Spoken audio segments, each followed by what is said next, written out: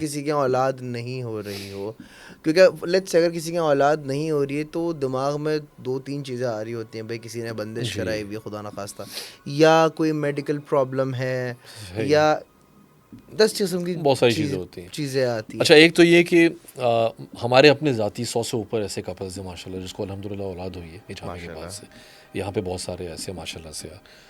तो इलाज होता है, इसमें कोई शक नहीं है। एक तो है कि ज़ाहिर है औलाद जो है वो अल्लाह की तरफ से, बेशक। हेल्दी से हेल्दी, फिट से फिट आदमी होता है, उसकी औलाद नहीं हो रही होती है। हम्म। और कोई वीक भी होता है तभी उसकी औलाद हो रही होती है।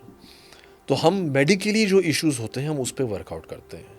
जैसे अगर फीमेल्स हैं, उनके कोई हार्मोन्स इश्यूज़ आ रहे हैं, मंथली साइकिल के इश्यूज़ हैं, पीसीओएस के पेशेंट हैं, तो भाई लैला पूरा पूरा फोकस उस पर करती है, उन पे सिर्फ हिजामा नहीं करती, उसके साथ साथ कुछ हर्ब्स वगैरह, कुछ चीज़ें, लाइफस्टाइल, एक्सरसाइज वो बताती हैं। ओके। सेम आपके मेल पेशेंट्स हैं हमारे पास जब आते हैं, तो उनके जो भी इश्यूज़ होते हैं, उनके स्पर्म काउंट्स वीक हैं, मोटेलिटीज़ का इश्यूज़ है।